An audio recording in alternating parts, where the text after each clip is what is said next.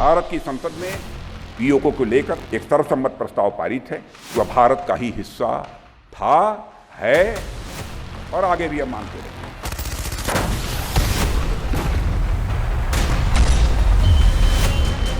इधर चंद्रयान 2 चांद फतेह को है तैयार, उधर पीओके के लिए एलओसी पार करने का बन चुका है प्लान। पीओके पर फिर मोदी लाएंगे बिल, रक्षा मंत्री ने सेना को एलओसी पार करने के दिए आदेश।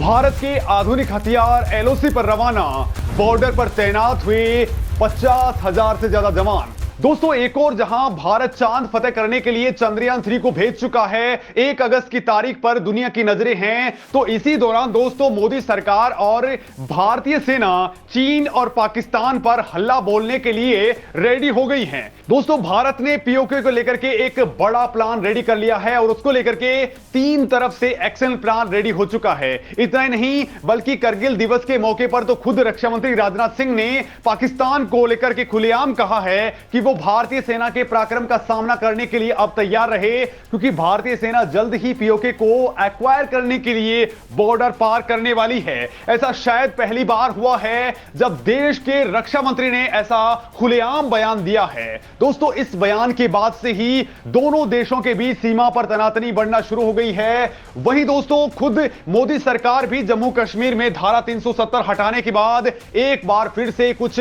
बड़ा करने वाली है और इस बार इस फैसले में पीओके भी शामिल हो चुका है, क्योंकि इंडियन आर्मी और एयरफोर्स को इस बार सरकार की ओर से क्लियर मैसेज मिल चुका है, यानी जल्द पीओके पर कुछ बड़ा होने वाला है और उसको लेकर के एक तगड़ा प्लान भी रेडी हो चुका है। दोस्तों, इस बारे में आपको इस वीडियो के अंदर बताने वाला हूं और आप इस मामले में क्या सोचते हैं, मोदी सरकार को पीओके को लेकर के क्या कुछ करना चाहिए, वो कमेंट करके जरूर बताएं। तो दोस्तों, पीओके को लेकर के आज एक नहीं बल्कि तीन बड़ी खबरें सामने आ चुकी हैं। पहली बात तो यह है कि पीओके को लेकर के डिफेंस मिनिस्टर राजनाथ सिंह ने बड़ी चेतावनी दी है। उन्होंने कहा है कि अगर जरूरत पड़ी तो एलओसी पार करने को भी तैयार हैं। रक्षा मंत्री राजनाथ सिंह ने ऐसी स्थिति में लोगों को सपोर्ट करने के लिए तैयार रहने के लिए भी कह दिया है। रूस यूक्रेन युद्ध का हवाला देते हुए उन्होंने कहा कि 1 साल से भी लंबे वक्त तक यह सिर्फ इस कारण से चल पा रहा है क्योंकि इसमें नागरिक कूद पड़े हैं। पीओके पर बोलते हुए उन्होंने कहा कि हम देश का सम्मान और प्रतिष्ठा बनाए रखने के लिए किसी भी हद तक जा सकते हैं। रक्षा मंत्री ने कहा कि अगर इसके लिए एलओसी पार करना हो तो हम वो भी करने को तैयार हैं। अगर हमें उकसाया गया और जरूरत पड़ी तो हम एलओसी को पार करके भी जाएंगे। और जब भी युद्ध की स्थिति रहती है, हमारी जनता ने हमेशा हमारे जवानों का सपोर्ट किया है, लेकिन यह सपोर्ट अप्रत्यक्ष रूप से रहा है। मैं लोगों से अपील करता हूं कि वो जरूरत पड़ने पर युद्ध भूमि में सैनिकों को प्रत्यक्ष तौर पर और मानसिक तौर पर सहयोग करने के लिए तैयार रहें।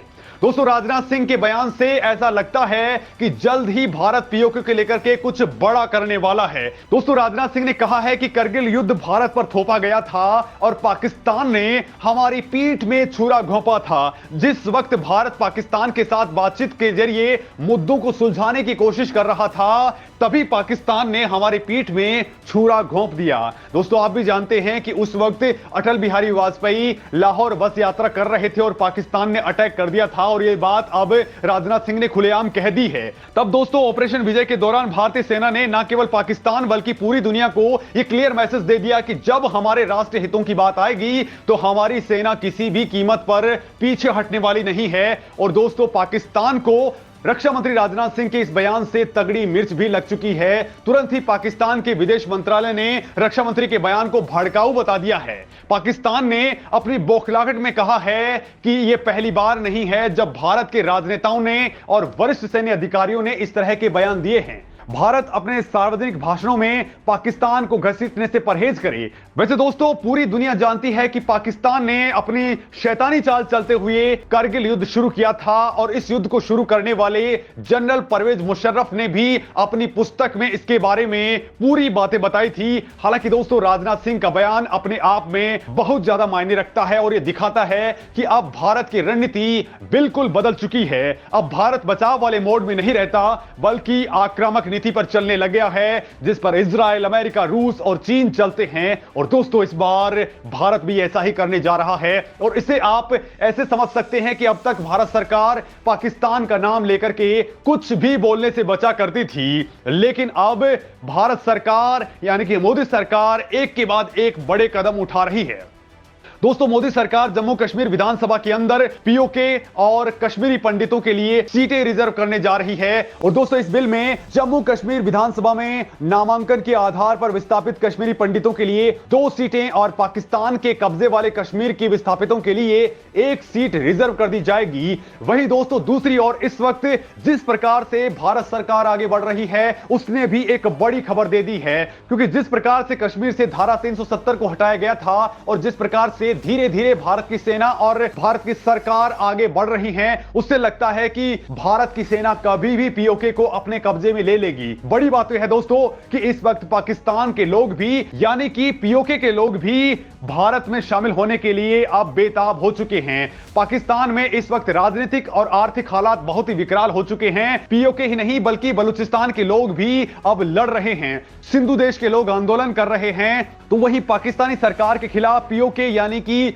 गिलगित बाल्टिस्तान के लोग भी सड़कों पर उतर रहे हैं और उनका विरोध कर रहे हैं। वो बाकायदा कह रहे हैं कि भारत उसे अपने अंदर मिला ले। मतलब दोस्तों हर तरह जनता की सिंपैथी भारत के प्रति है और पुंछ कांड के बाद इसमें और ज्यादा तेजी आ चुकी है। पाकिस्तान आर्मी चीफ भारत को युद्ध की धमकी तक दे चुके हैं। और इसी बीच दोस्तों भारत के केंद्रीय मंत्री जितेंद्र सिंह ने इंग्लैंड में ऐलान कर दिया था कि भारत पाकिस्तान के द्वारा गैर कानूनी तरीके से, अवैध तरीके से कब्जाए गए कश्मीर की एक एक इंच को वापस लेने के लिए अभियान छेड़ने वाला है। यानी दोस्तों किसी भी वक्त पीओके में एक बड़ा मिशन लॉन्च हो सकता है, क्योंकि दोस्तों इस वक्त एलओसी पर भारत 50,000 से ज्यादा जवान डिप्लॉय कर चुका है। राफेल, सुखोई और मिराज 2000 तक के तमाम तरह के हवाई योद्धा भी एक्टिवेट किए गए हैं और साथ ही S-400 भी इस वक्त रेडी कर दिया गया है। यानी दोस्तों भारत की ओर से तगड़ा प्लान रेडी हो चुका है। तो बड़ी बात यह है कि पाकिस्तान भी अब सीमावर्ती इलाके में अपने गांवों को खाली करवाने में लग गया है। मतलब बहुत जल्द एक बड़ा मामला सामने आने वाला है, क्योंकि दोस्तों इस वक्त पाकिस्तान के हालात भी भारत से लड़ने वाले बिल्कुल भी नहीं हैं और भारत इसका बड़ा फायदा उठा सकता है। यानी कि किसी भी वक्त अब मोदी सरकार एक छोटा सा स्टेप लेते ही आर्मी को आगे बढ़ने के लिए आदेश दे सकती है और इसके साथ एक बड़ा मामला सामने आ जाएगा। दोस्तों इस मामले में आप क्या सोचते हैं? मोदी सरकार को कब पाकिस्तान से हमारा पीओके वापस लेना चाहिए? कब भारत सरकार को इस मामले में सेना को अब आदेश दे देना चाहिए? कमेंट करके जरूर बताएं।